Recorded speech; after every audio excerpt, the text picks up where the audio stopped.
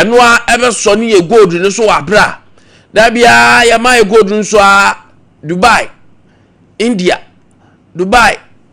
me tutugusa onko refine we are na fei abe asem foforo de amai. They started something though the capacity is not that huge, but at least almost start here free baby. I'm told sir gold refinery here abe refining 2 metric tons of gold. Now capacity not currently on by 1 and so no 2. Yen chen samwa bra our to forcing our minister for finance akoka Sami Jamfi ho Sami Jamfi in charge of a gold board and e komo mu di afa refinery no and the way forward for us as a nation Ade currently I employ for pa. On behalf of the government and the people of Ghana, congratulate the Ghana Gold Board for an excellent work done, and also to thank the Gold Coast Refinery working with the Rand Refinery. We have seen that clearly the vision of His Excellency the President has been implemented. In 2016, His Excellency the President John Mahama, was here to officially open the Gold Coast Refinery with a vision to begin refining Ghana's gold. 8 years on, when he left office in 2016, the then administration never implemented the vision of the government and the people of Ghana. We came back to office in 2025.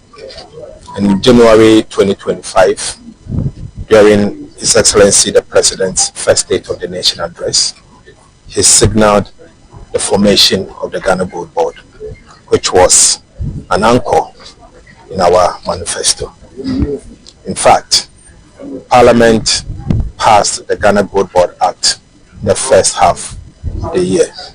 So activities of Gold Board actually began in May, and I think April. And so since then we've been working to buy ASM gold for the purposes of shipping, exporting them and bringing the forest into our country. Gold Board, I'm sure you can all see the benefits of Ghana Gold Board. It is revolutionary and it is visionary. It has changed the landscape of the gold industry in our country. It is touted all over the world as a novelty. And today we are here to celebrate another milestone of the Ghana Gold Board. Clearly, this company, Ghana Gold Coast Refinery, has the ability to refine up to 2 tons of gold per day, per week. Gold Board has agreed to provide them 1 ton of gold per week for refinery. This will be scaled up to 2 tons per week in no time. Today, Gold Board has the capacity to buy 2.5 tons on average per week of gold. It is our policy to ensure that in the shortest possible time, we will not be exporting raw gold outside this country. This refinery today that has the capacity to do 2 tons, and now with an understanding that will begin with 1 ton per week, has employed approximately 162 workers. And they are adding value to our gold. And they are going to operate 24 hours in line with our 24-hour economy policy at the airport. Let me first, on behalf of the government and the people of Ghana, congratulate the Ghana Gold Board for an excellent work done. All right. You're saying, dear, me want many aje. Alopanki be sorry na kan sem say ya ho komo ne yedi o. Kan komo ayedi ni say there have been industrialization, there have been companies ya bia at least efa ye man ye nuan ma o mako suku yi no mu ye adwuma ano ne ye ne gisema no pa bi e pese yeti o ko an kura ma o mre o minimu kura aton ama o minimu aton Sarah pastor na be hu. In fact, take it or leave it. I'll continue to say Sammy Jamfi is doing so well. So far. Sammy Jamfi, the young man is doing so well. Sammy is doing so very well. I only God what team nina as a whole. Oh, the anya buy can at the am so bad. I was yaka. I mean, I'm happy. At least, yeah, kickstarted no. Ya na 150 fepo ombe ya adwuma ti kakra ni ewo mu a na ko kefe apai mami ni komomra na mini era Sidi Ali ono aye chartered economist anopai ya ni komo 1 or 2 bi aba in economy na ano ehia omu sa brains sa na ebetimi aboen but Ali anopai ma che Yenio. Nempom te say. Nyankopon adom na musoi. Oba ade adom ya so ho ye pa. Arabeg ye na ase wo mbre so awanyama ya hwefo ne atiefo nyina. The person ya sha ase free aya 1. So we the current inflation rate aba. From 2022, 2023, 2024. Na emunye but 2025, 2026 January ya who said there have been a decline in inflation. Minority na ekase inflation abe yewu no yebotom na mo enkrata so kwa ne ehu the current trend of inflation. You are an economist at least saying na wo no eboa yen asoman Yo dedikai na chia na machia ahwefo ne tifo no pai inflation de abia eboa individuals, the ordinary people on the street. About businesses, that's all when it's be bria, a more brabo, a cost it's as inflation a buffer one, a one for so be bread, the bread and coffee. Inflation costs roa, and how a bread affitnum, nipa be grassitnum a basara. Wouldn't say I fear inflation cocoa drew 54%. So I finimu. And World Bank report will say a NIPA 850,000 have been pushed to poverty. Some offering no in Bubura then Akawon. It's some say Adia Umusika Munya no the ton of your wanting infanto. In the Nipa do no aqua fee omunt mean and affording your friend 3 square meals a day. And that is how Nkwantabisa buy. And brown was inflation just started by for them. What was a Ghana Statistical Service report to say? If the last quarter of 2024, about third quarter of 2025, a nipple 950,000, and a yapage on the floor in Yabubu, a doma bomani. No Yabubu, a Yobia, said you, what Bank of can say. Nisika or the bond hobra a day no, less than $2.15. So what you say? Yeah. And in a day behind so Sika or the bond hobra no, less than $2.15 here. Like as we young bride account. Now inflation they be a case a pernicious tax. A tax a use the car ya money power juice no. When says I buy at the tax back, SMA jail tax, it is a living point. So, what send this guy at 2 1 say at 2? What is going at 2? Take my mind. But, what part the 100 cities last year? Not this year, over the trust article, there were 120 cities here. Don't say what trace can be played. But as you can almost say a quabbing home. And I won't put a quadruple. But a never born again. I had into my hotel a bunny pass. Into every inflation go from the arm, a boy and my hotel and a job. And for example, last year, na inflation is 23.8%. Let's just say, what to compare January 2024, Ade Akye no, never say the 100 cities January 2024 no. Over January 2025, over 128 cities. Let's just say, yeah. But Ade Akye no 100 cities last January 2025 no. And then January inflation about 3.8 no. It's just as I was saying, what was Ade na over 103 Ghana cities 80 pesos. Let's just say, cost it to the most 23%, 23 cities. About also 2024 and 2025. As to change, 3 cities 80 pesos, about also 2025, 2026. Okay. That's what they say. Aye. The inflation come from a bolipa. And not just say a cousin inflation, I just say, and your money, and the man of work for me. Send me a cough from one why then. Ajo. But yeah, sure, so you start to be disinflation, not deflation. And only you say, and then one can say, born, a swati crowd, and yes, you are a question getting you. Okay. What they are swati. I see. And different deflation.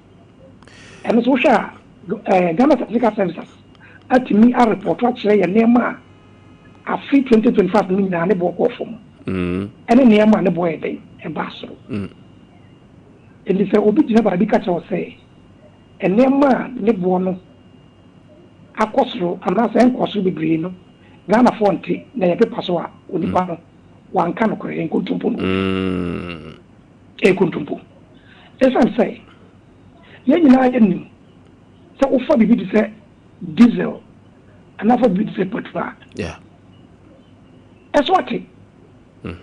Now 1 gallon, which January 2025. Yes, to 1 gallon about 70 cedis. But then the same gallon of super not diesel. In fact, super, 47% cedis. Okay. 47 cedis over 1 gallon. And look at say, petrol swapped from 70 cedis about 47 cedis. Now a paper so one would be at them. That is another one. And now I'm cashing and almost to petrol moves as what. Near the hobby. So you be no component offer. Offer the bit is a cooking oil. You don't want any fried to year. Not 900,000 cities, but then look at the 550 to be. Yeah.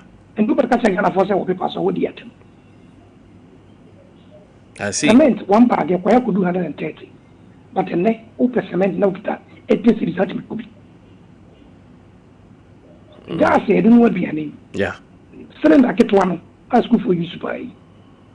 A could do 150 Ghana cities. And now get that 90 cities, 100 is ultimate failure. More couple with Sophie. And look at the Ghana from failure. I just would be at him. It's a young come of crave room. Lay on play. But then in the rooms are dealing or the fast are there to support it or to, if I say, be a support on a support to a facts war. We all depend on the facts to look at what is happening in the country. And inflation, they won't hear. Okay. They won't hear second for more than 1 back. In fact, your friend is saying inflation, normal inflation here comes in the tour. Yeah. Your friend PPI, producer price index and inflation. And we are near my own casa a year and near more memoir. Now, what told the best inputs to our index before you see. You never say you are drinks. Drinks now, or never go to talk the bed drinks. Our pure water, or never go to talk the bed pure water. Obo cement or your name or to talk a boom. Answer by cement in the Abama. Yeah. Sunday, man, to tradition. What is the new inflation effect will be surprise inflation? Okay. January 2025, then 29%. And now I'm going to say, 1.9%. And 1.9%. And you know, a woman business is a more Ghana. Almost your production, we are almost your money born in your debris. Because people I know so now we production and money boy there. ne from on neighbor ne be business no and internet can say inflation is about for one and for so also and the more businesses and for so also the ordinary person on the street. Okay. I don't know. Ali Edru baby o say Ghana ntade no kra no da ye se ne board den dodo e cha ama na no de ni na CPI no. CPI no. Because if the cost of production was through the brain, it affected your fencing or finished product. The finished product no boy there. The farmer on neighbor no go for the tunnel. I see. I think so. When the inflation back from one, I want to see a amount for so economy. Yeah. Yeah. I want to see a mechanism to be a quarter at the end. Now, Okotoeno, the original Autona, I see a pum. Usika the coin and so Sako Pidi the Soso. And I did what on and then what Nazu Kotobia come, over the one, near Satum, and yes, you are too, you're too. And the Debbie, I will say economy, heat Kakai, then, we economy. The Banasa, a month for economical Tadia, over said the water on Timinton, and a water Intiminto. So I say, it was a ball price now, with no one who was not good. Yeah. Sunny man, a hundred. You say inflation before and must have the enemy to chat. Yeah. And it's all planning, I wouldn't do. No planning, and no doesn't talk with me. Send inflation before money, and now they have a cost of room. And to would assume G and a bay of BBR. Compare so the common, then your money will cost you quite a yeah. And I say, you know, yeah. If some of the items quite a suit imitate. And when I bought my people planning life. Okay. But what your money inflation, the BI cost, now 40, number 50 miles, or won't even tow. The intermoney probably echo below the poverty line, 2022. Food inflation could do 63%. 63%, and I'm look at say. Food inflation at 3.9%. Compare the two. It is a start of this hybrid. Everybody in the okay. Miss Ali, ayana da bia ya taka say oh deflation ya kan wasama ya winning books a reality I might be to me achieve Ghana so you bet me achieve be then deflation is say maybe aya said I no pay me to say deflation there then we can see practically say no man no ebo so ate.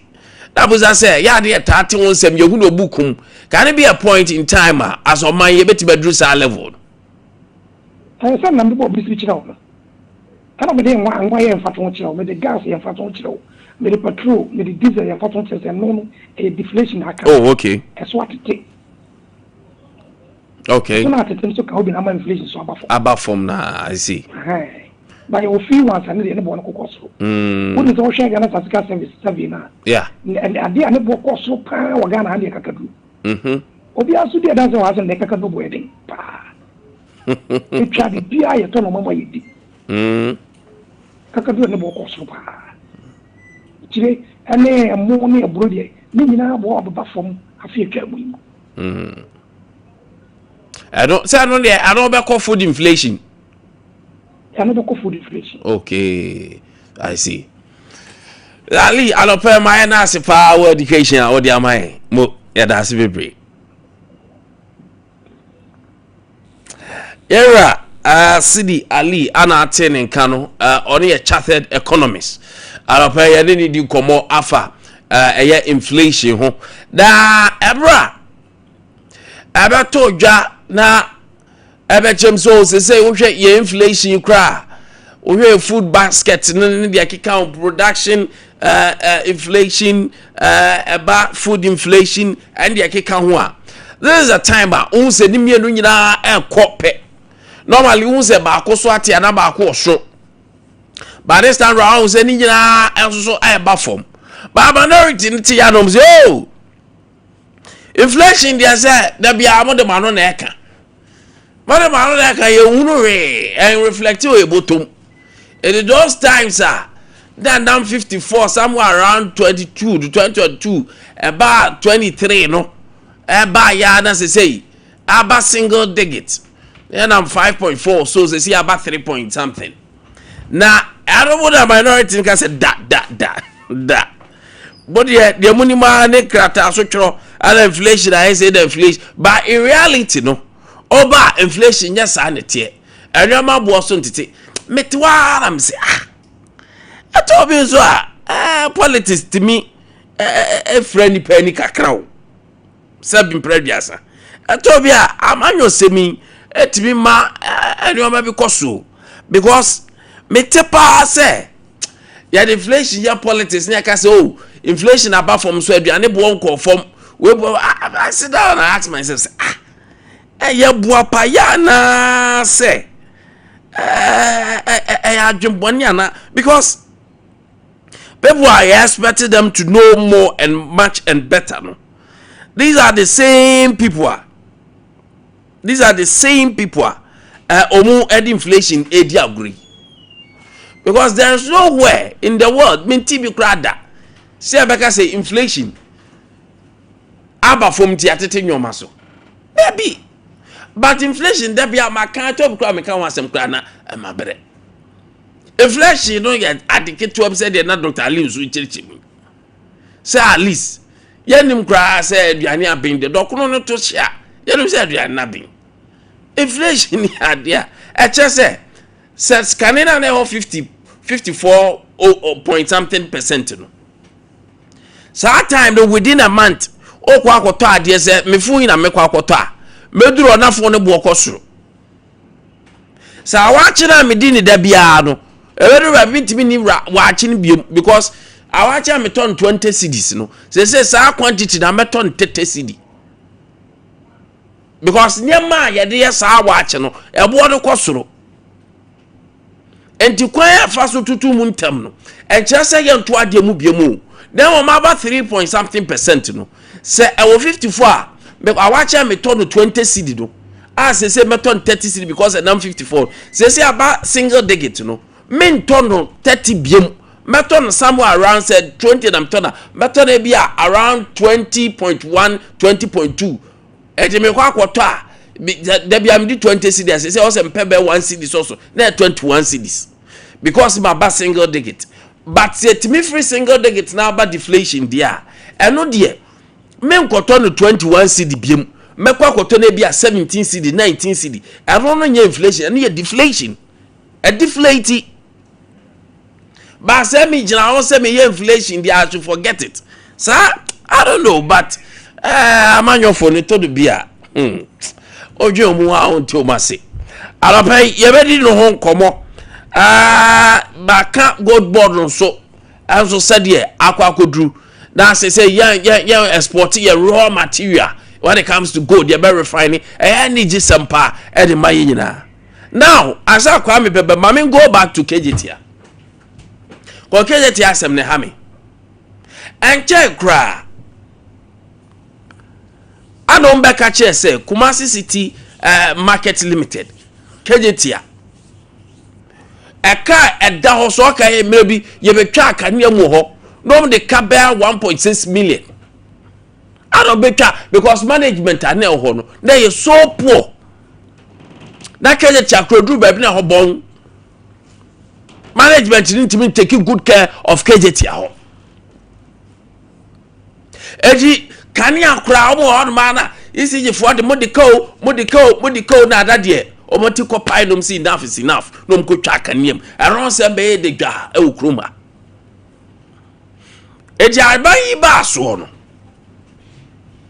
na problem omo pa ba ko ye eye meter ye de mometry no it becomes a problem ama dwumaku a na hwe meter no so kra be bo obi din se sa branch no na sa papa no ono na one accountant okay ti o de ye business a enti omu mo kwan bo mu install meters also mo install na fe omu adwadifo no ho to mu if I want some de be ye bebre wo kroma enti amwakohene bae arabo amwakohene doctor amwakohene bae I don't so okwa RCC1 krata o mattress stakeholders atra ba ho na edoso dodo enti sadia he agree with the coordinator and I'm saying if that is the case there yampa an interim management and to me nipa miensa baako hwe security baako hwe operations baako hwe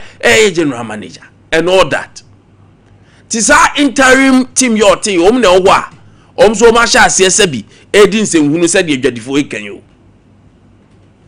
etidi akwa ne wo kejetia ho a yenya good management a be manage kejetia ho. I don't get it, because what are no order da no ono so ko na nye to the point is set to the extent say ye betwa nkaniam. It tells you how na kejetia ewura ho hiehia makwakoduru fa oduru ofa oketia kra wunya hwen na man koye. Poor management at that time. And Dr. Amwakoye ni buy no say adia wo yi omu nyina afiri ho na yempe interim team a omu ne behwe akiri. Ba me asa meko ma me ni nkomo we emra na me ne orabo asafo agei eni nkomo na say orabo asafo agei parliament nyasem keto akura o yane ni nkomo enso orabo arapa ma che bra pani me joso na empom te say nyame adom ehu ye ya so di ne oba de be hwe boso me free hofo nyina ho ye nyame adom boso me free hofo ho ye ti atinka boni bia ye edo bad ase orabo amode asem aba betudwa na se inflation kame asa ye krokro de jon paper so de ni atworo single digit akodru sei dan so ordinary Ghanaian ni de ohunu sa niam no woni kotokom okodwoba ohun sa niam no asem iba ye na amafo ka say na se inflation de enye se nwoma so betete na ede na minority gira so a omu kasa because mon kasa out of the blues ede na mu gira so pa modesa ankomo yiba honorable Mandaruma wedi mesra okata nima ede mamindika na minchia etifo na minchia santimai na minchia otufo na mimisa se obi a hotisi nimse oba de adaroma ina ehu na mesra se ka obebwa me na se nyanka wo hye wasem na se no wo wachre me ni watifo nyina inflation sitre enenia entia inflation egu hia amemu nanka wo kire me a nanka magina so e de akama se we de wadaroma o mani nsa was afraid the person to be called lecture how but of course said you would you know better even than when it comes to that angle no inflation the rate enyoma ebo so that's a simple economic term. That's say we dey wada school ben wa be because someone paid there and you was a nyina no you was a me quick one and me call as friends Oxford Dictionary and check a few economics notes or say inflation is the decline of purchasing power over time due to a sustained increase in the general prices level of goods and services in an economy. When inflation occurs, each unit of current buyers fewer goods and services than it did previously. Inflation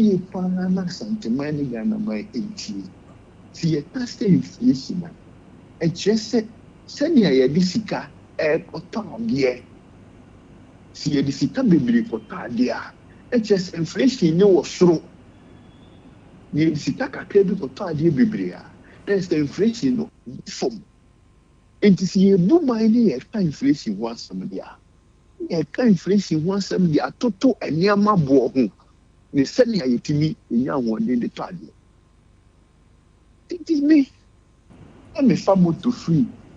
Siwa, echo down swa. Ni the 10 cities. Now, and next time to an inflation, a 23. And then most inflation, a mark 20. But hey, there's a month at 20. I think I may fuck me family to me free siwa echo down swa. Because I'm 3 cities. And this out. The moment me factor the family to free siwa echo down swa. which you 15 cities. And you know, me bisa question simple. I mean, bisa ne say. So if you say na aban say ya mo abaso ne nto nyumu frɛ wɔn no. E man to nyumu frɛ wɔn. Kan inflation train no. Ye de day. Ana si train day. So the NDC 4 year no. It defeated the real definition of inflation. Tell you how chairman. And I said, now kind of mean with you for you, she free one. Now the NDC 4 year no, and inflation or more than one girl. At the forefront no more. But the inflation no more there. And I was see no one can remember catch me. Now, no, a dumia at the Acacia. No more the man, bro, driver for a chichibi, a CVB cars, a the toe, going car, a chicken, a Diana, driver for say, or Monte. Sentiadian so. Now, driver for no send you almost all reasonable motikrumu. Number one, and yet found one kwana, a de check car walk. Sentiadian, and you found one kwana for Mazi. Nakasa auto bearing, Nakasa auto engine, Nakasa auto shaft, Nakasa auto type. Now, this I say, tie no, Satan inflation year 23. Now, if tiny be a 700, it be 1,005. Now, Bisa who say a inflation about 3 no, tie no, 300 Ghana. Daddy, Jane, the almost no 6,000, and then be told 9,000, be told 8,700. It's inflation, no, a day my. And again, I never saw many also. It's Mr. So be our friends for no much actually more. No, the and you give more dance here. Listen to our permanent channel economists ni be editing komo. Utie Ade Alia Ochem say of course. Obi antimi ka say and reflect because ene say bia car ya be free kejetia afko bosomi free ho no senke 2 cedi bosomi free ho anke 2 cedi honorable say senka ya nam 54 na kasa america number 3 cedi ba se ba single digit nyabotre ya ni 54. No, I'm making an example. No, make a no plan no we are make one kaka with the 54 and 23 no. Enti say ya fan 54 ka no awo from say 20 cedi say so be for no be kakane na be for be 30 cedi. But the moment I will drew a single digit no, instead of 30 cedi they be abetua be 21 cedis. Enti ancha say nyoma bo nkoso but the rate ebe kosoro no ana engalope ana enkosoro enu that level. Enti na me asema ye kan no me nim say o tie me. Enti na me ka say me iti he. Me say time inflation year 23 no. Moto from Esiwa to Danso, the same distance, 10 cedis. And then inflation almost say a 3. Moto from Esiwa to Danso no, 15 cedis. Increment in a rate by no. A rate by no.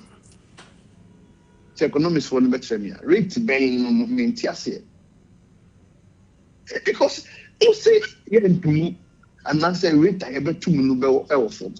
But when rate I have 2 from 10 to 15 cedis no, and over 50% increment. Yes. See, economics must be practicalized. And it must be practicalized and well demonstrated. Me say, Center again, the reality was sending a woman chair and common fan continue bank or boat driver for say Chimontiso. Because it is the forces of the market, any determine price. Forces of the market really determine price here. Now, what we measure? And not the better with the inflation rate.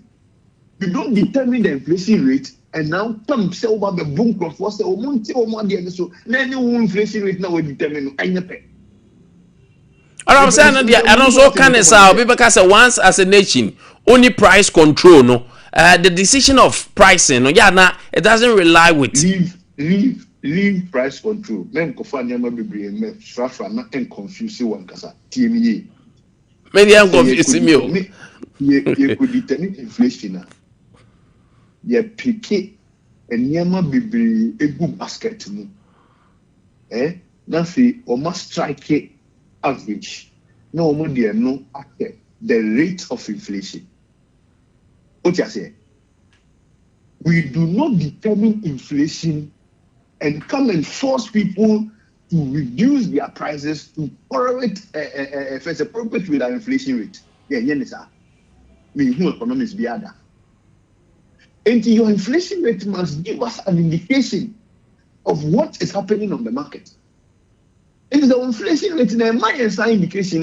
Let's say, give me the idea, baby. Me follow pa.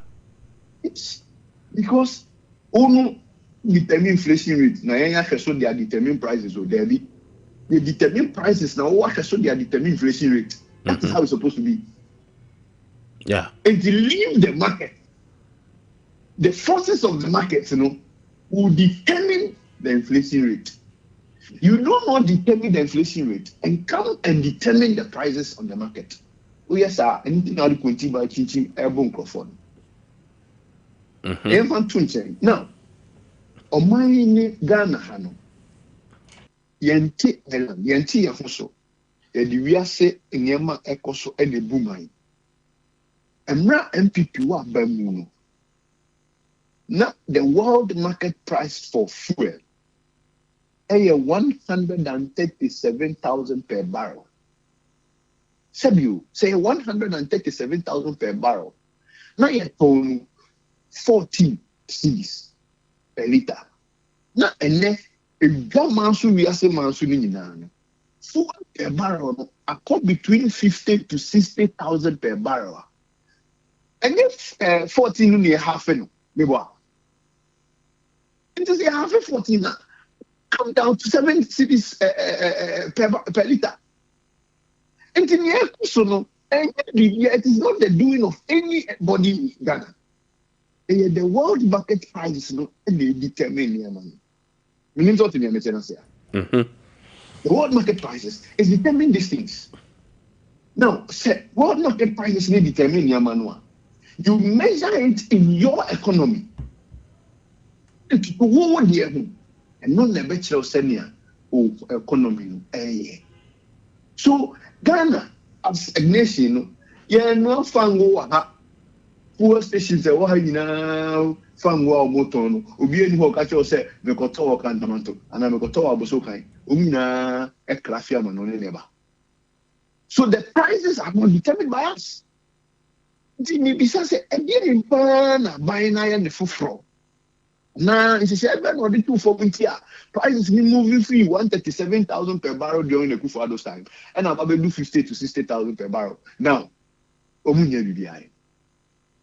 inflation rate. So, it went as far as 50 something percent. Managing 23. Before leaving Abaimunu. All the economic outlets, it's just say, inflation never form. And what about inflation?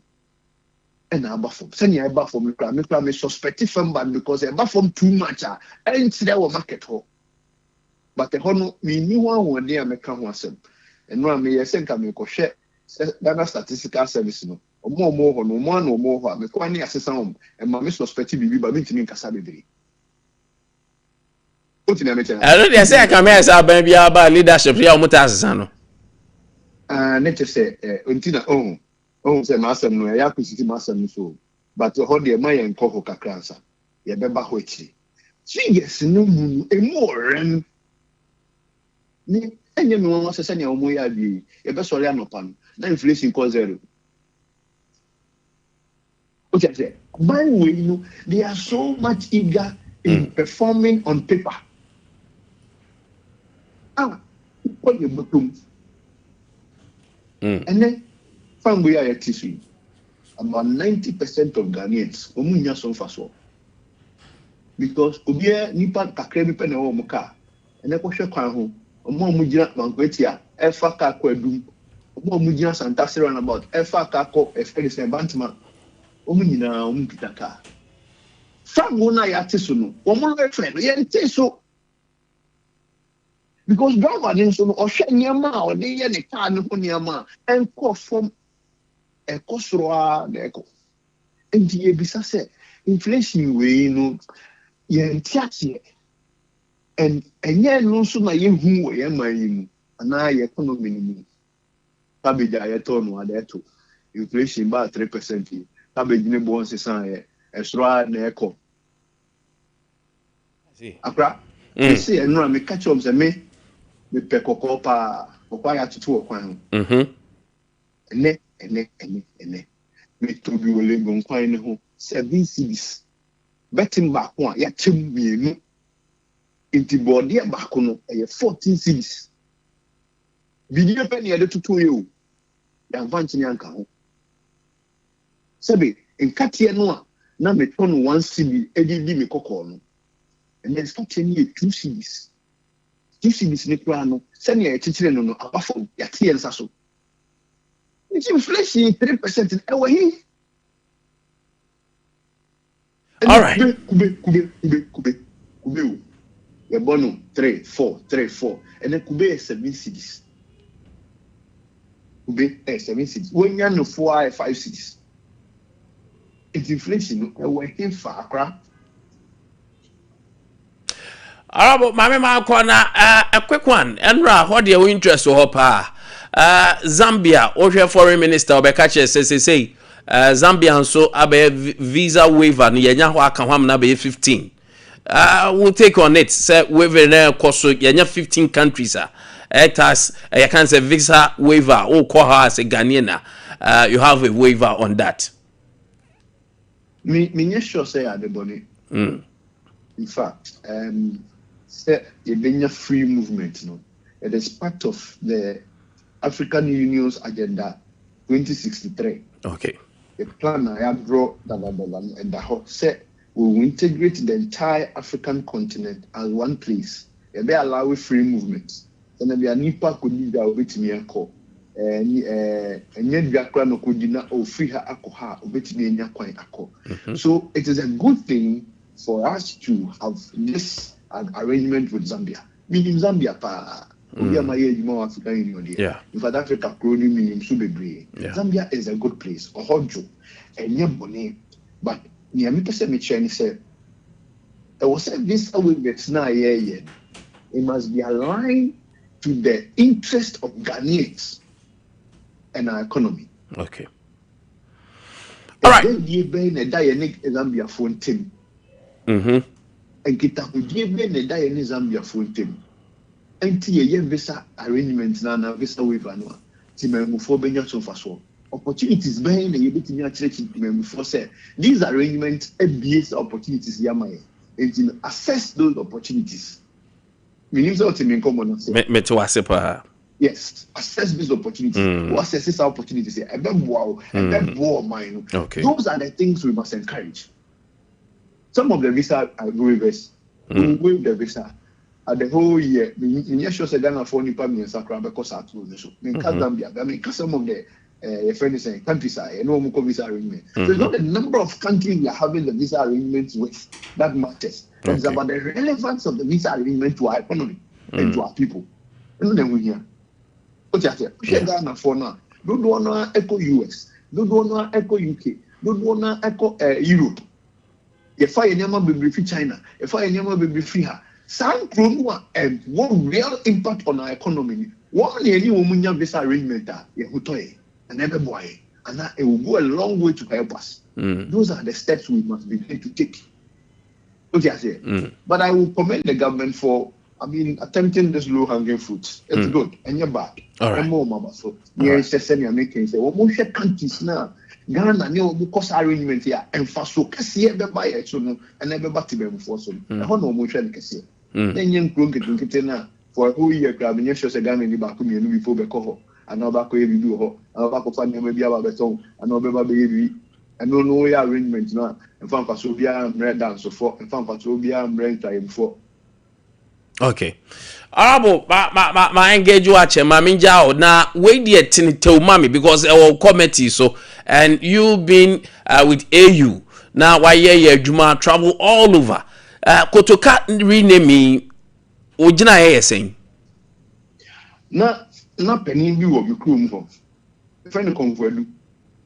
Okay, said no, na, and said, I'm can go to the Rosy come for you and hear me. What you say? So, Sebi.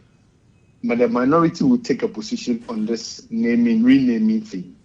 But Kwame Nkwantabisa, me sure say Edin Kutukano ana Edin Accra International Airport no ebe bibi amame. Nenye mame. Na do me hu betiwe ya ni abre ame kwaye nye ya mfuturu kwa se me sha tare white ameba fie na dani red no. Me hu power Kutukano be bibi amame. Etina hiding Kutu amanfo atwe hu direct Kutukano Accra. Bibi amame. In fact, to come Bema Campa, school be over. If I don't to preparatory to Kotoka International School, school be over. I Kotoka no say we within here. As our school not to tear them for 30 ministers, I say a friend say chief directors, 15 for baby. And the edin Kotoka no, ebe sorry no partner buying and only a buying priority. I know na who here no sitting we no or baba se send you media mean on see but she Momu is 4 years in the bedu. Madam for your best. O the moment you mean account musa 4 years in the bedu, bebu makonta. 4 years in the dua. O ba chere nia wa ye. O ye no ba be ka chere say o ba ye no o be se san di Kutuka eko Accra International. Na ya hwe say and the vote be brewa. Better say. Bra o di ja on ka shenkodu. Arabo was en ko mo numbers ni channel. Ya na se anopay. Honorable Kwame Asafo Aje aye ana wote se anopai ye no edi nkomo na ono odru parliament in fact committees in there owoso the teacher foreign affairs odru wona you can say dealing with diaspora and foreign affairs now odimutitiman pa na ono also a member of parliament ma bosome free ho and freho said in debia me nyane so me freho say me close to that area so is renaming Kotoka International Airport priority? Would the name change employ all the jobless hands, and what would be the cost of it? It seems as if when power gets to some people, they instantly become disoriented and start thinking about things that don't matter to the average Ghanaians. Cocoa farmers are waiting for non-payment of their produce, and the best the government can do is rename the premier airport due to politics. Greetings to Honorable Eric Nana Ajiman Prempe, MP for Ahafo North, Chairman Odeno Kwaku Apia, and Justin Frimpong Kudria. We every teacher Kojo Tepa and Yinesu no de eba ye. Na also for message in the 0509438500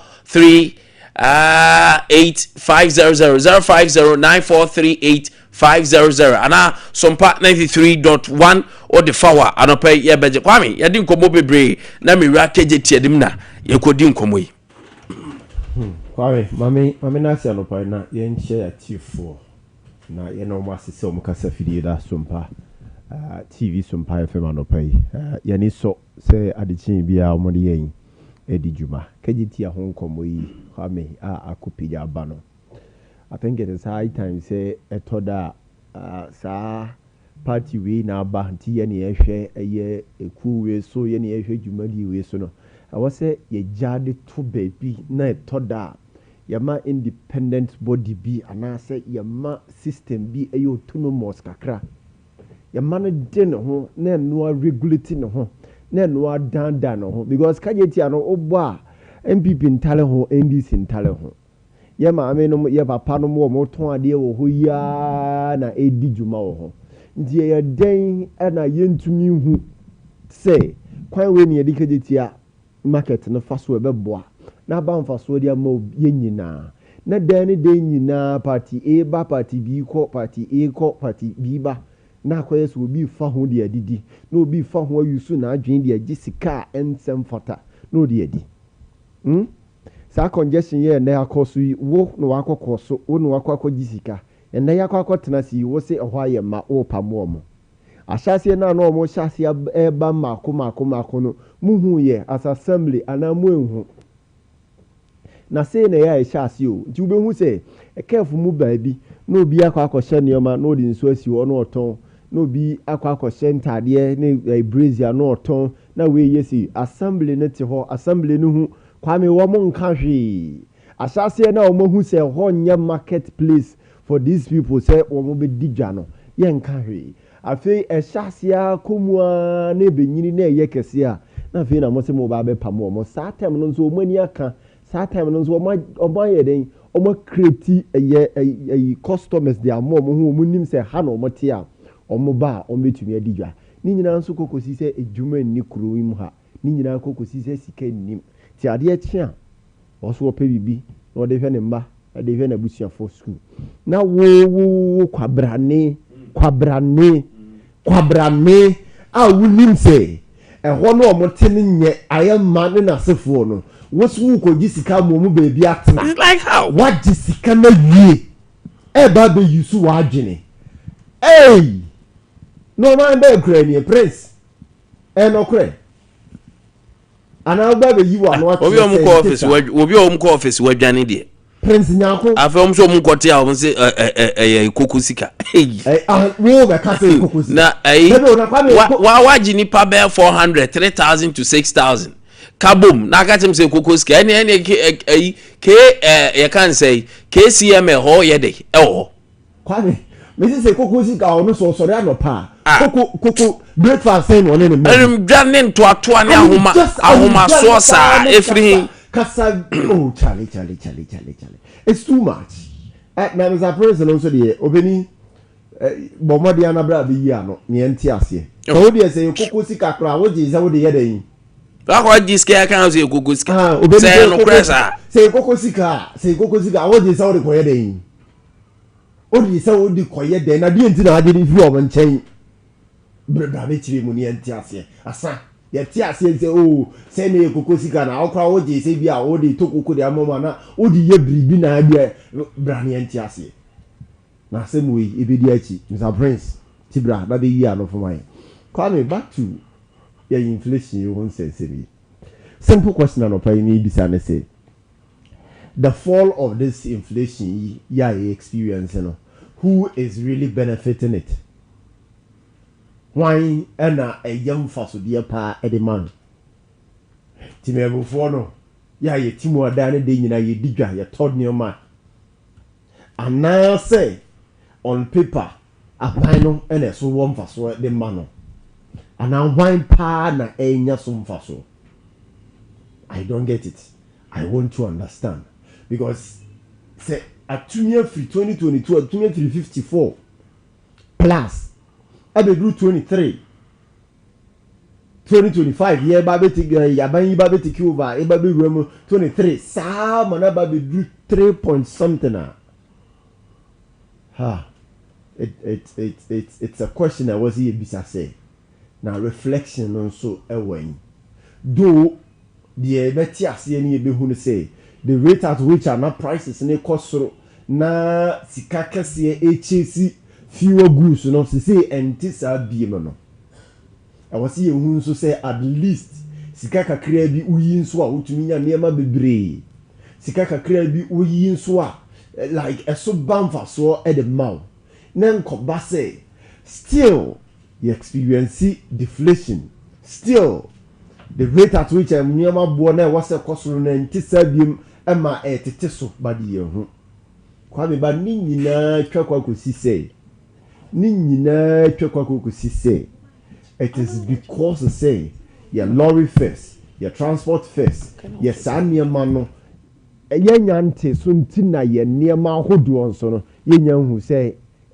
insunsuan so eba so woni drivers for yin so di nkomo ne wo mo yes pass dealers yin so di nkoma de o kan nyina ne se neoma ne bedru port ho ne nasefo no mu koyi a sika ye de to so no eso eno nti driver for be ka say yatifu or so a eno nko doesn't warrant or give them that space say what's what mo so ye den et lorry first so, and I understand them somehow some way because saniema no bo no se wo sura Kwame enyansunsan so kese pa e wo bibia so but say ne se et lorry first so say cream Kwame de okwakofa bode area free fan kire bra de okwakofa banche area free bosome frɛ ho de okwakofa beans abro bayre area free Kwame dan so area bakrum no lorry first no so ate no sika wode for de free ho no so aba form no so de ba beduru kuma se ha ebuo no onyere no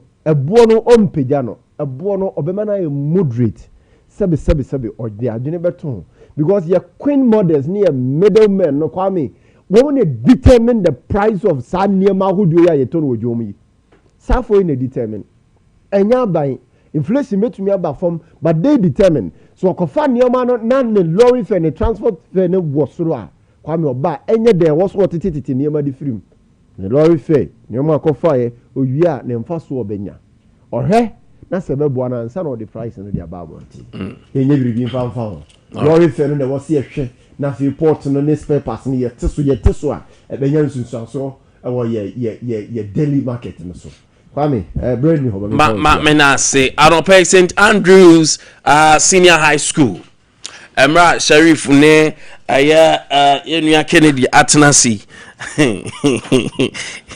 Kennedy mi wona name is keke Sheriff Montanasi mami St Andrews Senior High School Anope admission form 1 form 2 form 3 ba shedin so say special admission ekoso e dia ma form 3 4 no say oba no okotwe nso hwe wa ntimi antwa anase o secondary school bi ohwe ase ne ekoda hwe akora no feli ado be feli fa no content ne amu ano ya assistant how to answer questions na afi ohun se ne wotena exams room you see yi questions ano cause you never solve past questions you didn't be rewura how examiners expected from students so ni na be cheche ni na yeah courses be say general arts, general science, business, home economics, visual arts, agriculture science. Asin for su your campus ni bi ho sa enso na mankesim. Dunkwa onofin campus ni bi ho sa hwi asanwe so campus ni bi ho ni adubiase campus ni bi ho.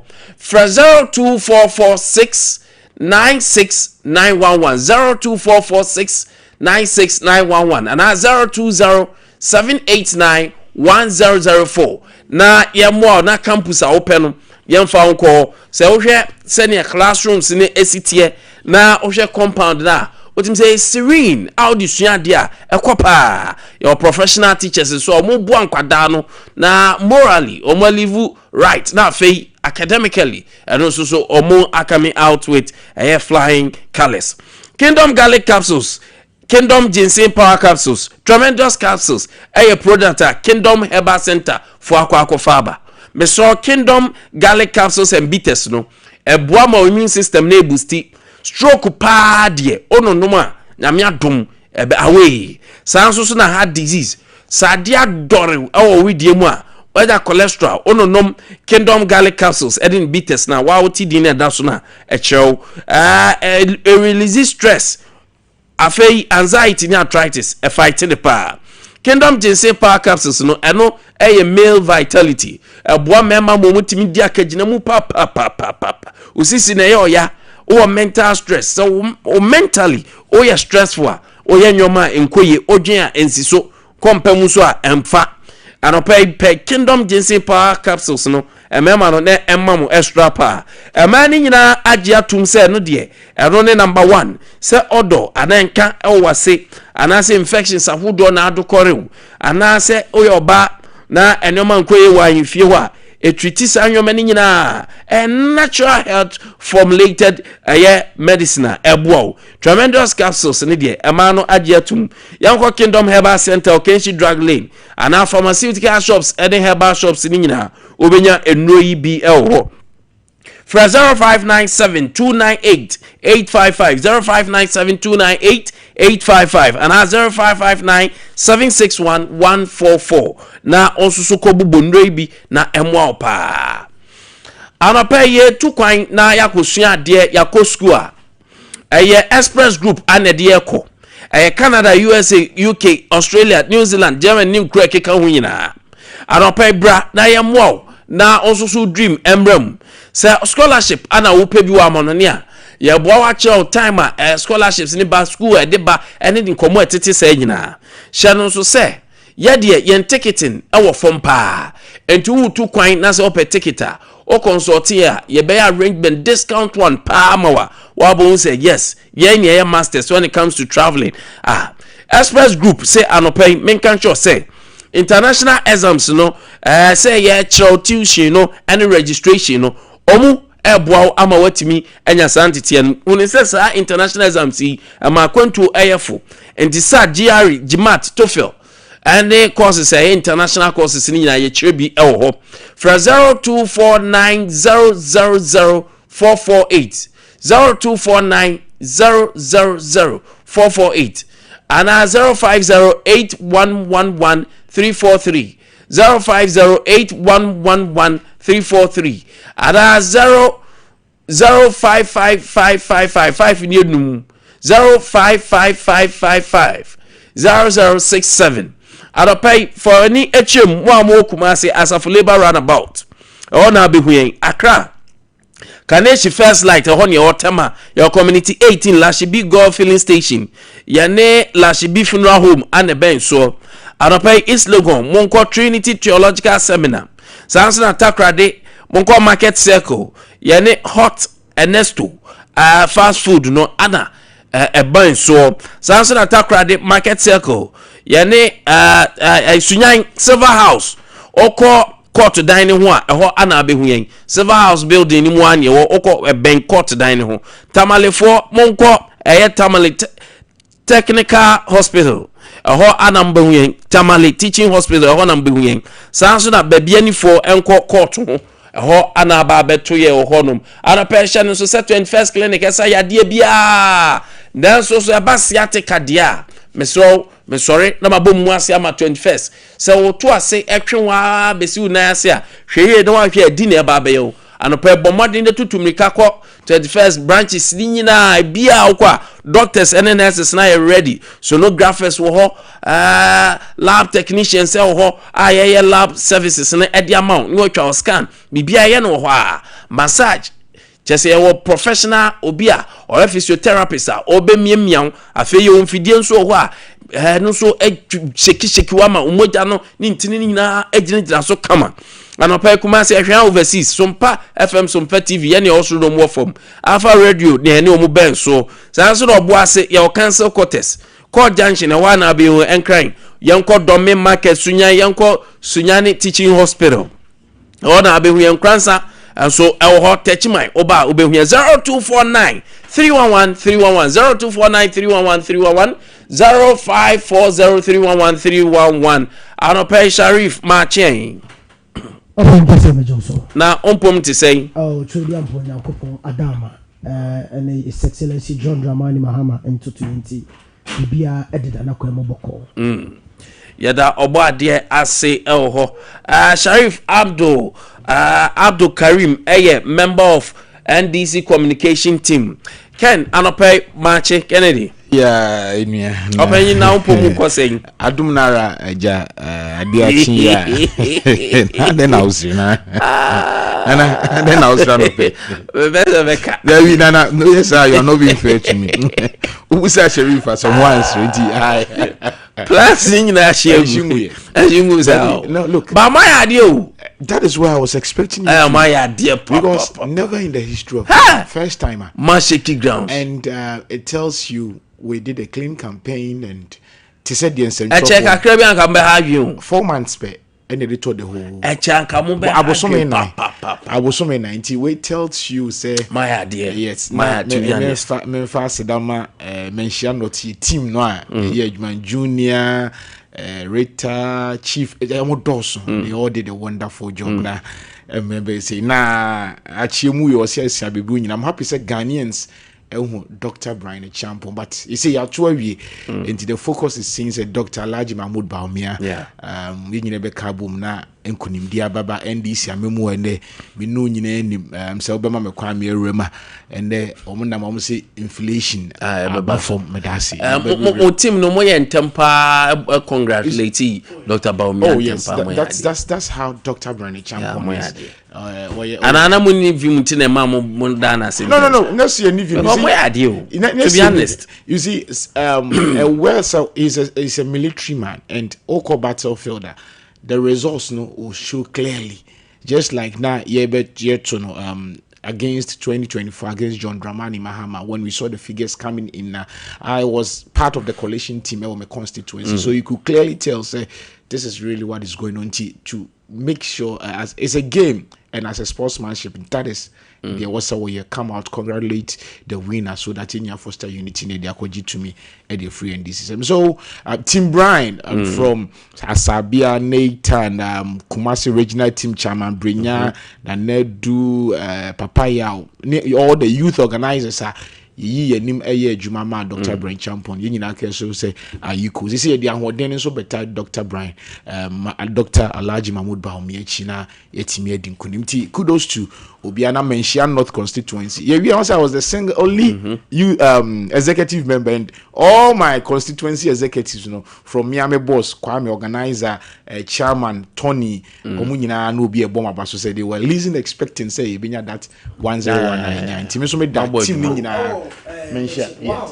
my boy, you are 101. Yeah, 101. So and team we now even honorable kwesi do me have chiam say yeah wow boy you am so that's yes some we say pa okay mufia semenka some we say mabao me ade oh you see mamenka one funny thing be mo bo adwuma sa onim say Dr. Akye Abia me ba okay nti I was in charge of Baumia yes game nas media team but me here na asem ne nya adwen baby so I told him say sister this is what I want to go one penny so but later but we na only the first person I offer me and was saying and say on I was back to factory race and I'm saying the very Sharif I'm off for July the Titupa Odru Volta regional ni nyina renaming of Kotoka. I'm said nanum yetie a majority leader. Honorable Ariga Eka said and Yama omule before parliament no back we renaming of Kotoka. A friend right ye do koma every till a voter regional commissioner of National Development Planning Commission. Omu questions by now omu bisan sem say now they you know answer because don't forget say Kotoka is a veteran. No mu say a dean am for cry say I say mu hu dia munye din dia ye we ana ye dia mo be se mu sendi obangese meda wase no kwasam ne say renaming in cheda nye adefoforo bia afi na baga na memo ya dia aban there are various institutions bi ha we ba otimo say oh ye ni din ni say ya ebeboa na ya danen but I am really worried as to how young be esimi afasem no edane not to say as a votarians titiri na bia edom kese no edi o mani asi o so say the only monument wo munipa edin edaso no yeyi oni akro no din efri so but it is far from that, you understand, it is so you see it is far from that. Okay. So ayana ayeme wanwa kakra se ase ye ma na kwakoye bibisa no kwasem ne say ye de Kotoka International Airport na beka ho say ye beda ni din no amadin no akoye din foforo ni nyina ya ade a foster emakuru no eye kama so wo ba Kumasi a ye de ya to eye prempen the second anameboa there could be a certain government be a bebo so there be Yanfanto eye yewura eye osetutu abebio yanfanto no what would be wrong with that? But the point of the issue ne say yes de any din na enhenda eye services a omoye ewo Kotoka na emma flighter eba honom no se bi ote wachi bi amma ho na ye uplifting the bread that particular aviation center now. What is absolutely wrong with it? But the American can say we shouldn't give it a political lens. They said amano kubi naba. I was say edi kotokana eda international airport no so no. Yeah, dane no ni aye no Accra International Airport. And the me patch what the make say. It is definitely so. Okay. And frankly speaking, with no disrespect or whatsoever. Obiti say Kotoka, you know myself, I'm a very young person. Me said the name Kotokasa. So I just took my time, say, who is Kotoka? And then when you are reading through Papano, Nabraba, Obe any certain major decisions be I will make any sunsanswa at the bread Ghana. One way or the other, na me busano will say, it is here the Papa will do to a very the gateway to Ghana was so free. One am from Abu Bar. That be a woman babesino. Yet we are two Papa bisa. Then I ask myself, say, any other na when you cry a bone Bugapi and see China. Yen Fasa Airport no Momuntono. Now be our no lady ma ye. Dr. Kwame Nkwantabisa free one. Or no money a whole airport a day. Atonoso. Because all America. JF Kennedy. Yeah, assassinating. Yeah, assassinating in here. And America, you were whole airport. Yeah, they are to JF Kennedy. The patrol is so at least, so the BRT JF Kennedy airport. Well, go I bet you no one and JF Kennedy. And I'm a boy. I bet you say no, your president to America claiming now when I'm coming or cooperate any bone to a day. A kuno. And at least a month for woman nipa banya JF Kennedy a day. So assuming say obi gogo who is Kotoka and as to why I didn't be to airport kese so a ade be na nipa ni be hu etirimu pome na nipa no be fa na ebenya ade afa ye ho. So as I say, growing and as developing a country is a growing concern. MPP for by omo di bi be keka ho universities awudu bi wa SSA le din enti ye koye minimo. It has come to light, no. It is high time, and we say, Dim Kotoka, ye free ho. And the Yankofa, Dr. Mahmoud Bawumia being the two so. Yankofa, what's the name? The former president, Namado Danko Akufo-Addo being the two so. Yanfa, John Evans Fifi Atamos, former president, Dean, and the two so. Yanfa, Emisa Tedin, and so. Yes, Accra International Airport. You understand? And I think there is absolutely nothing to drum home about. And CSSana, yes, Sanonian improvement. And the Kotoka International Airport. Okay. Yeah. All right. Can Mami Mrao? Medase, Nana, na Todebia. I'm surprised as how I union NDC4 try to twist fat to make Obi look bad. Nana didn't make us. So utie NDC commentary and no monsa mo kafa Kotoka ho. It seems Kotoka nipa bonini yehunu subida. But forgotten say Kotoka in 1956 baby Kotoka International Airport, it was a military base. Another British in the use omo kono enom ma Ghana. And sadly enough, forecourt of Kotoka International Airport, the coup aborted coup entimi ankoso junior officers Samoa Yewani Moses Sabo enomu Kotoka. And Kotoka, you and I know, was celebrated by the people in 1966. And the name Kwame Nkwantabisa overthrown that initiative the project na Kwame Nkwantabisa say British for their idea and your mamen started na menye international airport then because of honor he was cherished and respected in the military phase. Kotoka and Kotoka himself was killed at Kotoka International Airport, which was air base British ni use.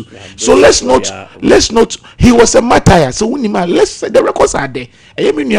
But I was expecting say then Kobeka why Kotoka Kotoka and yes, he changing the Kotoka, though he was part of the military, the coup d'etat. 1960s. Let's hold on. Listen. He was celebrated by the he was people a hero at that time. Yeah. And it must he was killed ye kun or one tibusa say tio and I'm saying they shouldn't trace fast obi amiko yekumi why would they name me forgetting say junior officers in Mabudi Moses and Samuel Abo they are the persons who kill Kotoka and what the forecourt were and to almost say he was part of the people who was assassinated was let's name the place after Kotoka and yes say he was one on the part of a year okuku no let's not trace fast and only part of Omo he was part of those he was killed in the coup process. So and he also made a coup. Listen. In overthrowing Nkrumah was overthrown in 1966. Yes. And in the same vein, we name after him. Because he was celebrated by the military junta at that time.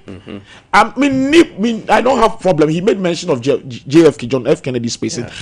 You see, the MPC put you on record and say, let's not make it seem say Kotoka was a bad person. Baby ametewase. Me too. Baby ametewase say just opposing to what Sheriff said JFK John F. Kennedy. Yes. Yeah, assassinating. So we name him after an international airport. Yes. And it wouldn't be far or it wouldn't be wrong to say someone who was also assassinated and killed at the same place. But I also ask myself,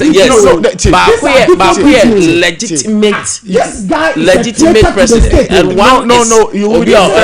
you see, you wouldn't be fair to. And I'm saying, let's not. You see, there are two sides of the coin. To say the name in Sheriff, let's go down to memory lane and Nipano, who is Kotoka. Mind you, to be celebrated in the military is not a small thing. Say a best source, military. And in a case, you and I, we are reading history. Yeah. But the people tell you, say, even if he was Sparta, you see, I say about Eokwa Abatwa, you always have a mole in whatever you do. Right?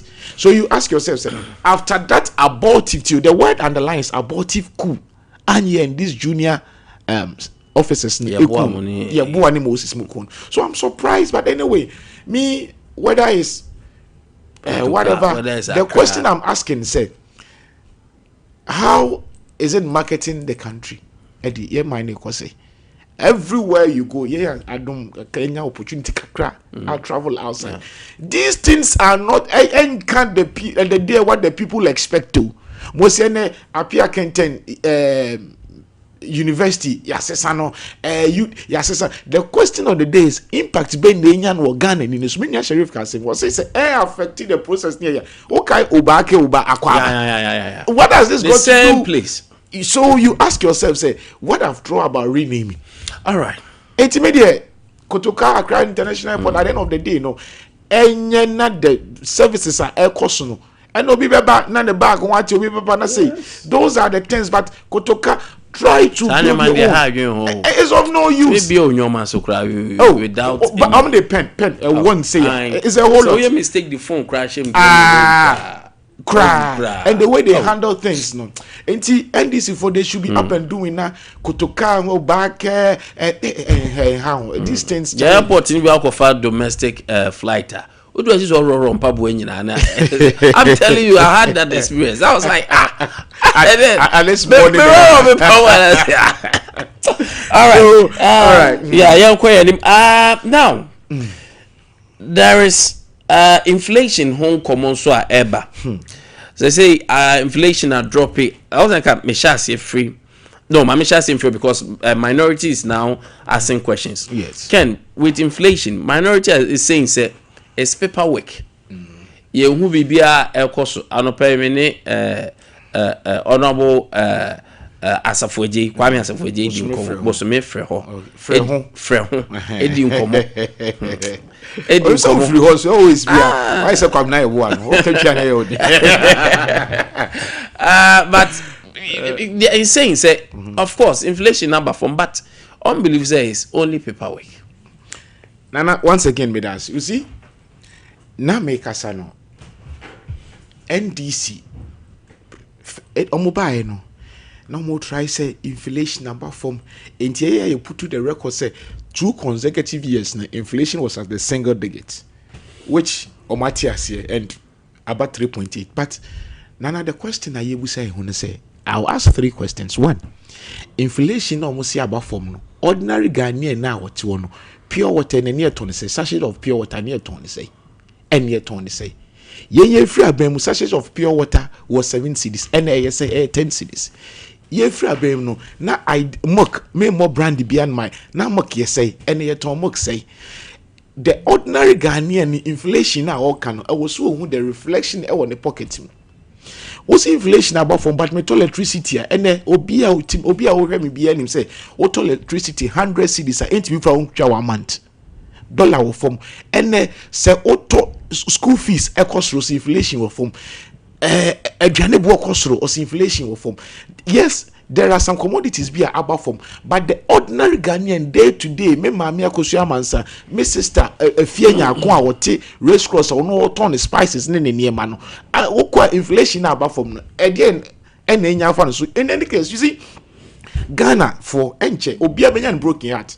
Say cocoa farmers when I'm growing heart. And Ghana for they say akwa say oba wenya bema foforo and na wotwe mpran foforo ka die ontie again I saw about the pimples and I watch you pons na nima FFFN in so to na wohura na be the true beauty of NDC what you want amako for $10 million Ghana Japan de Ghana sike da baby a e dia be shem say you destabilize sike no dollar ni ho bie mu e se afa na wo san akope yenko yanim mo ka chen se mo twa koko akuafo say ye tumu ko 6,000 ye be fact 900 ye tumu ko 1,001 ye de ko 6,000 mubo ye tri so se ye de wudi fo bone fo che se kontop ye se ye tri mo de pe koko akuafo asem ene koko di okali koko kronye skantua aban no ntimi nkubi nkotoko enye skantua koko fo ka obiya benya ne broken heart ene 5,000 teachers ye ntwi omoka January essential for ye din okruma be so obiya kwaka omo se obiya benya ne de let's not rush it dey can say inflation no can paper what say the end kuma econ let it see reflecting on the ordinary person pocket and then also what to fool so make us come faka for answer and bedrufie inflation about from say these are the realities when in near my Ghana ni no say or to Obama John Dramani Mahama ni NDC a mba you omu bibi omu twa ntro nda Ghana for MPP for ya kron for ye mu omani and the mabu omani school fees ye say o 24-hour economy 1 hour economy current minye o sorry ani atenye maso yati sese ene ko common ayi kosua yanwa ene say kosua yanwa ene 3 cities e be 250 pesos but now timinya be 2 cities dem 150 pesos ye ka inflation the common ordinary Ghanaian day sika obenya atu ne bottom abwa ne day to day activities and I'm catch on ene say wo for wo krom na wo takwa makro be faka 3 omom te kron ma francho bo honkra de na due enye Ghana nko enye Kumasi nko is all over the place now who some transport minister be ka say minti house inflation above from tinipa bebre ba kurumanu ti na ka Jesus Christ Ghana me de maka obi anya nto wase se enko ene aduane bo okoka yes bo dia yi say by kodwom me to nam kan mok ete say sebe emwase ma pa de ne say ne ton no what's the dollar above what's inflation above from ordinary school fees ne ekosai dollar above from inflation above from yati ase a more back you different brand na say na siko o kan iron rods me no nipa do say na timito iron rods nipa do say na timito sand of cement enti say ka inflation above paperwork but the ordinary Ghanaian not when say this abemu no the populist type yen kan any propaganda but so ukojum ko from Ghana for say sachet water a bag of sachet water na 7 cedis they cost 10 cedis beboa tie fon kasa meboa Ghana for nim so share school fees no kasa obeti school fees ko and watum and no ne de eka and no ka che Ghana for so my electricity above from and no 200 Ghana cedi kura entimi fa ni ntwa ba bia with inflation above from just a day na NDC my India is just on the paper but ordinary Ghanaian need o Philippa as an ho kire no e kosoro. Good morning, my name is Ibrahim Suleiman, a student of KNUST. Please, can I debate Honorable Asafwe J.I.A.? Because looking at what he's saying, he is defending his party. A party that ruled the nation for 8 years without nothing. Ag is 1.50 pesos. Hey, MPP. Okay, silly. Also, Diana. We also say, please, good morning. Please, I'm concerned from corruption from Ejiso. Please tell the MPP man that inflation is down. Tell the truth, please, because if you have 300 Ghana, you can eat and feel well. Please, how much is rice and oil? Okay, also there, Odebaya no penny. I'm doing my best.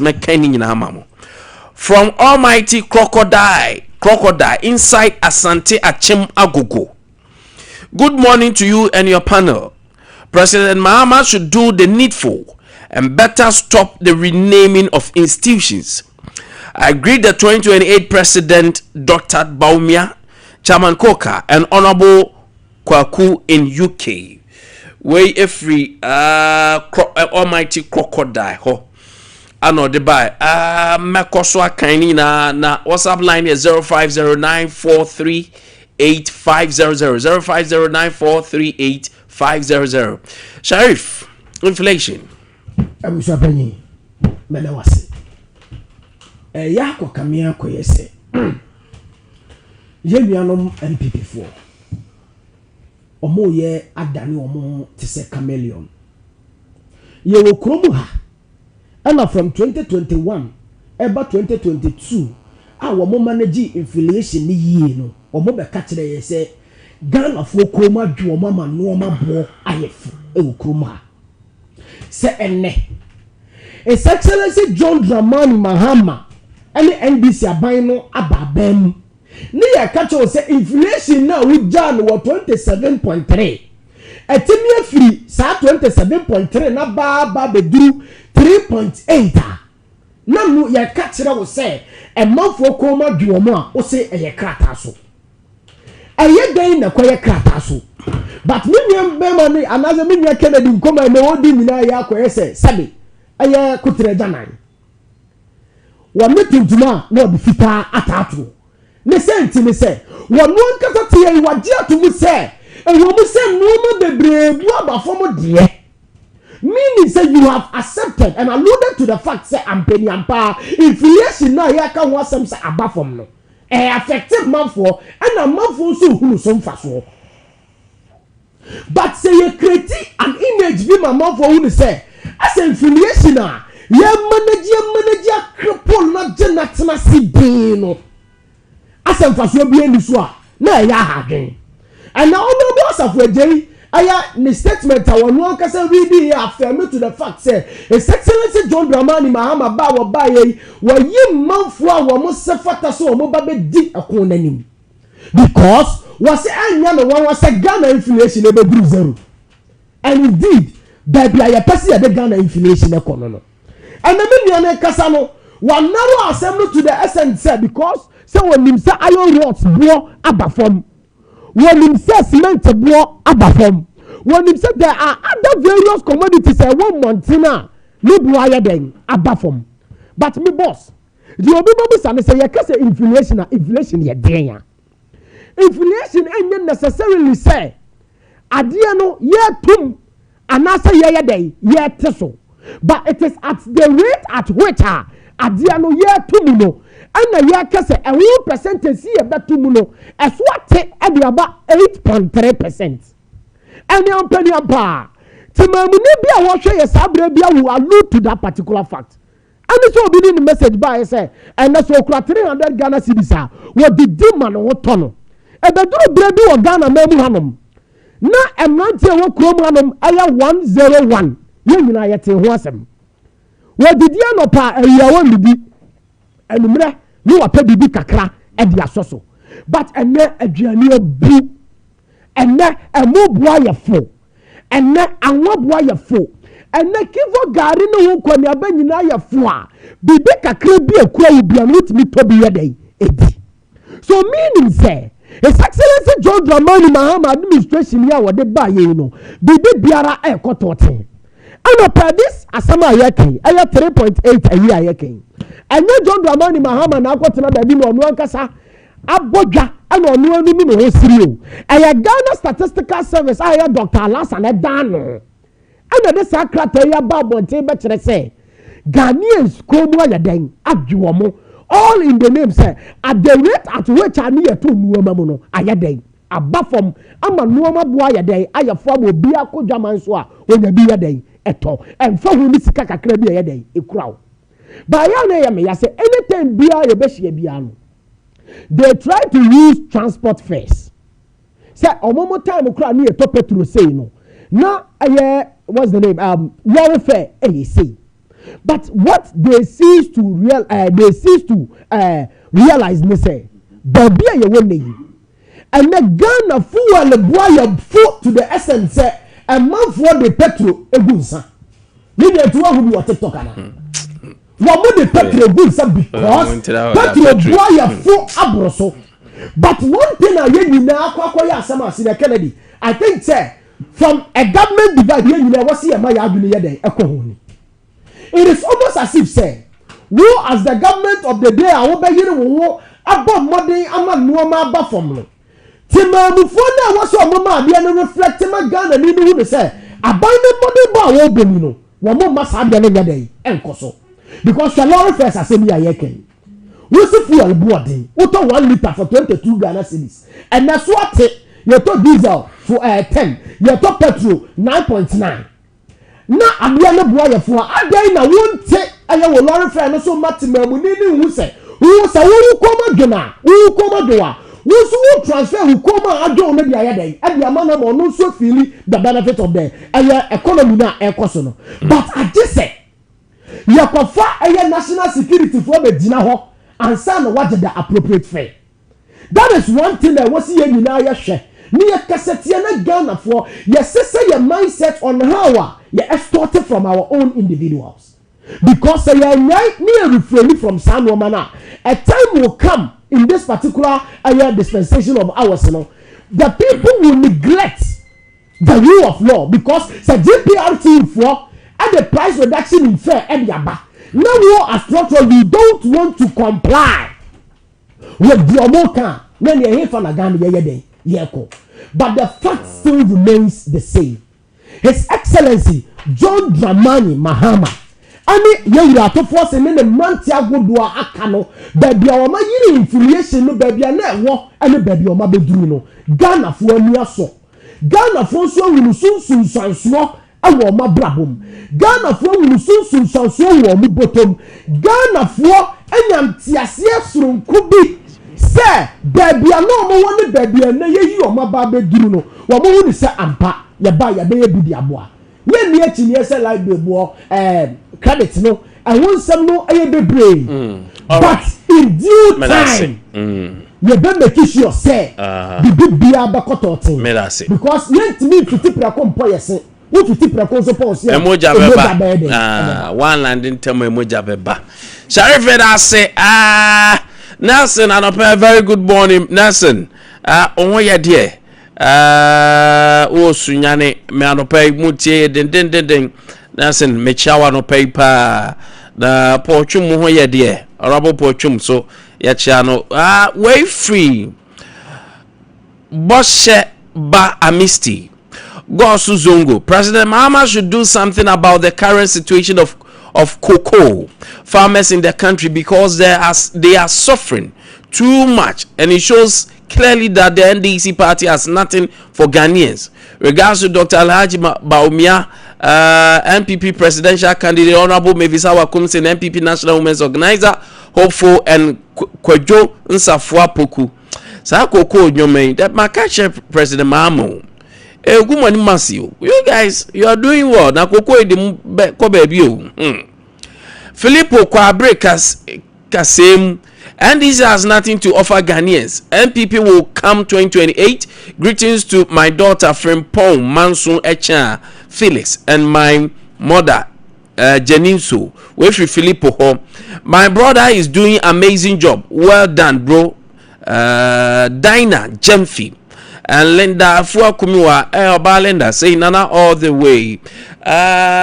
When so free. Hey, ebi wa pa obi de teases pa o. Hey, everati nyame. So me also me kan ni nyina o. Man dey ya asemo. Okay, mama kan titi anansa. Sompa, this is Joska Printing Clinic. Clinic, okay, in Asante Achimago. Why is the NDC man microphone of We can't hear him. Hey, any fache. I think so. Oshasi no. Oshasi na ye producer who be catch no. One so na yi no. One connect. I'll connect it. Eti dama se pa. Sa printing press no. Omu boy juma pa. Good morning. Good Sompa TV. Please tell the MPP man that the way they are lying every day because of power will let our neighbors national won't take Ghanaian serious away. Abba hashtag sometimes how they are training their children. Sir David from Kupagu Northern Region. Sir David, I hope Dini Anope Yachiamo Ewo Northern Region. When say good morning, Sompa morning show. Hey, look at MPP man. Shame on you. You can do whatever you like, but still Ghanaians no better than you. No better than you, NPP. And Baulaya. All NDC members in Ghana, especially our president JDM from Mr. Paul Halu, aka Abum Chairman. Okay, Chairman Abum, Obuase Adanse. Also dear no na messages no etemu pa. We say good morning boss. The MPP man can lie pa. MPP man be ni. As of we ya second. Ya can't believe say what the rose as of we you. Edi Adam Osman. Edi Adam Nedie thesis pa from Larabanga Savannah region. Edi say if staging a coup is a yardstick not to name any edifice in Ghana after the one who staged the coup, then nothing should be named after J.J. Rawlings in Ghana because he also overthrew Dr. Hillel Iman, a democratically elected president of Ghana.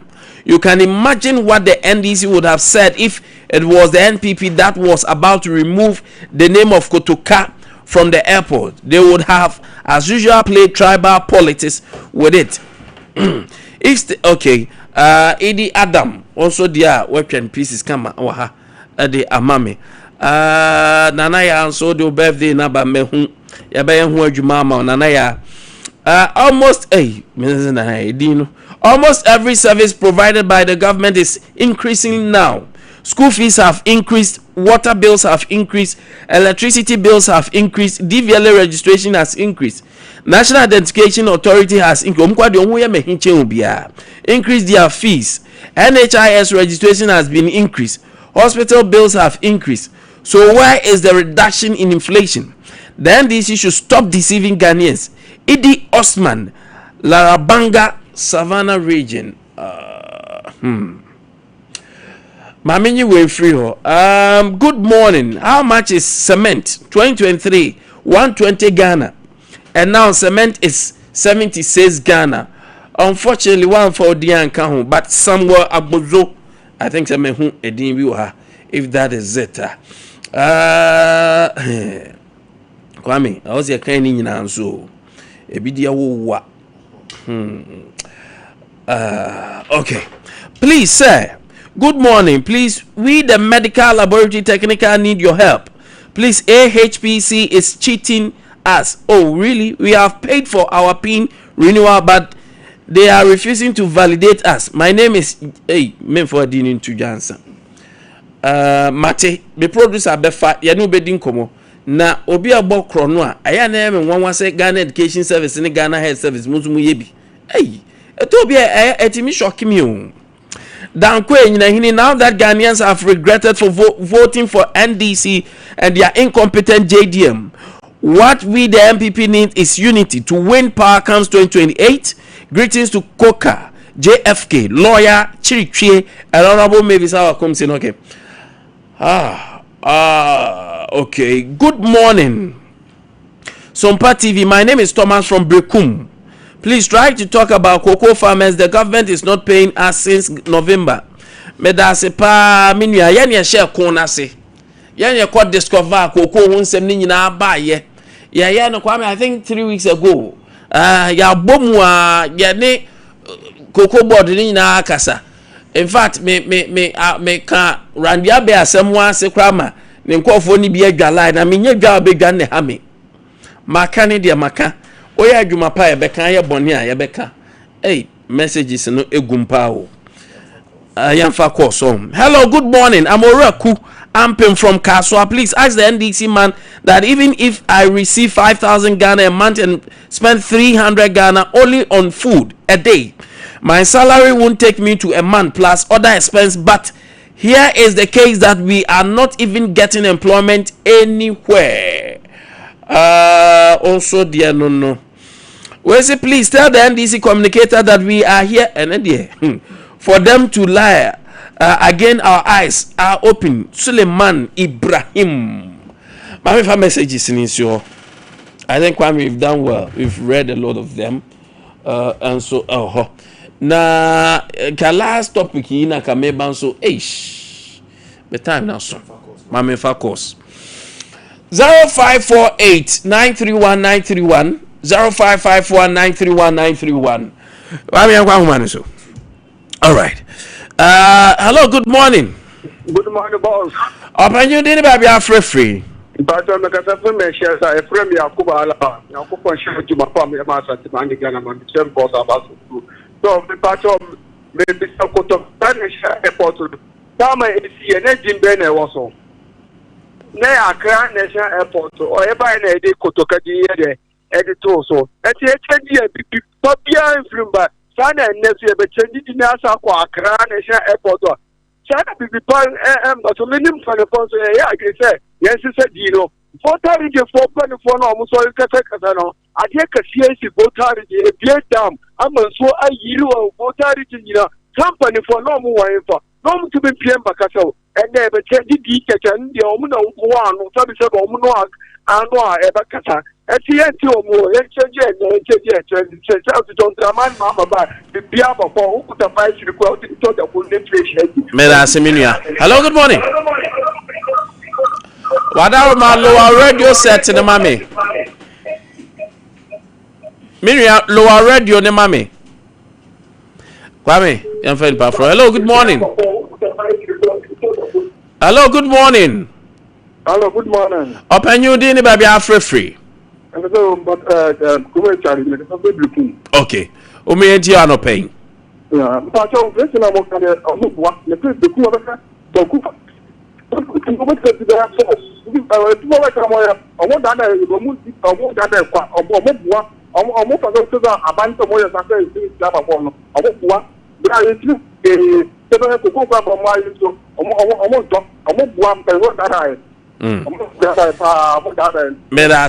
Hello, good morning. Good morning. Open you didn't baby free. If I tell the day, Kwame the man Shikuma. Bravo, going you. Mr. Coach, the battle, Ayana, NDC, NDP. Omo better now we Canada. Yeah, I'm doing to give questions there. I say, I'm looking at any question. I didn't no cry and show my gamma so Adaroma. Oh, there. NDC, or try to defend the party. Yeah, over the idea and way I make a say. I have cocoa, a demon on my time. Almost even NDC for now. What would I say? And I can't cook as a move, Kwaku. If I tell it to say now, one can Obi, you will do message, Obi, and a complain about say cocoa or do cocoa, yentia, yanka be mana, Kwaku, and only as a mobiaka, man putting on the right to Kwaku. But nature, you are the host, and I say, Kwaku, only my Jumaya, watch them me, Nanka watch them, baby, I'll coach you. No be message I watch about it. Kwaku, you are not being fair to me. Okay, but then, sorry. Kwaku. Hello, good morning. Good morning. Open you didn't baby free. But on the back, make it boil now. Say, what the beginning about taking the beginning, tell my bomb, Kakrediacho. Martin, you make a gala head, a buyer. The patrol, more G, on the renewal, things are my. Now, almost the red about Canada and woman. You will be a near demand to every year, I will renew the fee. Every year, be out with some kind of fantasy. The church currently, I saw someone renew my head. Since November, I'm more renew my head. I'm going to my so thing, you know, demand yet. Wow. Yes, I like that professional counsel. Okay. Me producer fa number ya be fro ne enu adi nkomo why. Anti ya fro na wafa. Me da say. Hello, good morning. Good morning. Pacho din baby free. Pacho, Bibi, Suleiman Ibrahim ka say Obuasi. Pacho enti o free Obuasi anope. Okay. Pacho, you ka come better the come say. The NDC, any NDC for next canal. To be a channel, like I can't better the capture NDC for the say. You have a capture first, we can take a share on the speakers. Now, the thing is, I say, I have found a cushion of cotton. I have found a cushion. If you know, you never hold, you also gonna have you via a technical communicator to the mobile, we never get it. No more capa, like our butcher. The place to follow the KBI, I pay you. I would have been Men so me da se pa penyin. Hello, good morning. I'm for Winchato. Oh, me near Bema, I'm with the Christ, and I soon gain count. Christ, I assume you council. Mr. Paul, I've been with my Abom! Chow my album. They're reading birthday. Mammy for Chato. Oh, in fact, we are good. Morning show, must fall to the come on, the house of folk and the numbers, many days. I won't have you. Oh, Shiboni, Germany, Mahama. Let number thing, number one. For money, I didn't buy and trade. Or by default, if you account 11, they were sensitive, and yet them get to one. I don't pay the enemy, they can't say, Ghana for so as once. And then Ghana also in Kolana Abano. I have phone with trouble. Or here America, not here Asia, not here Europe. And you know what? Some of it, they all near the Ghana house. And yes, I bent to Abra for Broker from Bokuba said here, get your Moyano, and I think that's no debita.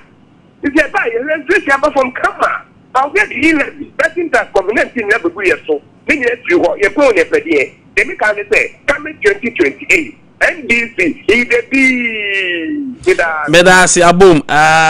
Wa me yanya birthdays in sure. Dey me fe pa ne say. Wo hu ade a e bia madwan koso na wo correct me. Manage wo pa but ofre. Na asam na be kan e jada ba da jada. My adwuma over decades. Ti baby ofre bad me hu. Why shall not be soft on you? Because adwuma dey won bia minim.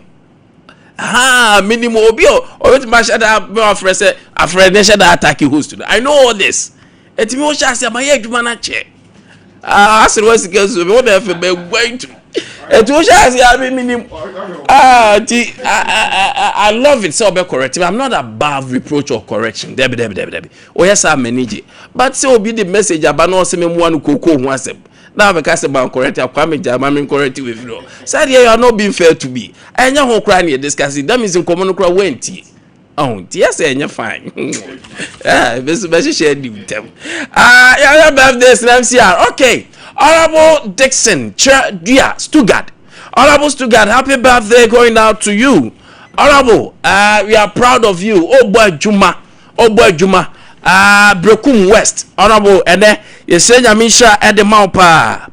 You say Yamisa Uncle Swa and Tutu Anamo in Sibe Biapa. Sompa FM, Sompa TV, Yama Afisha Pa, Emma Awadapa. Sounds now, ba Auntie Agata, Chedria, and no man and Abena, Nanefia, and no driver Bushman. Bushman show. Omsiama happy birthday. Na Yamin Kosu in show. Sa enso na happy birthday Kwame Karin Nyamidia you say nyame say ahonfe akwada ehonfe nyame emame monyamfo oye nyamidia enti obia ntimi fa ne sanka ho grow to become the best that God has prepared for you. Nyamidia happy birthday we ene ana 5th birthday free Madam Olivia Frimpong Ana Yera Philip Donko Custom Division Kumasi omo show happy birthday. Happy birthday to Gifty Obapa Gifty and so Nyamisha at the mount. Nyami from free Adumunko Adumu Gifty Oya Shonko Etienne Masma and Twaso Sa we free Osma ho. Happy birthday Gifty.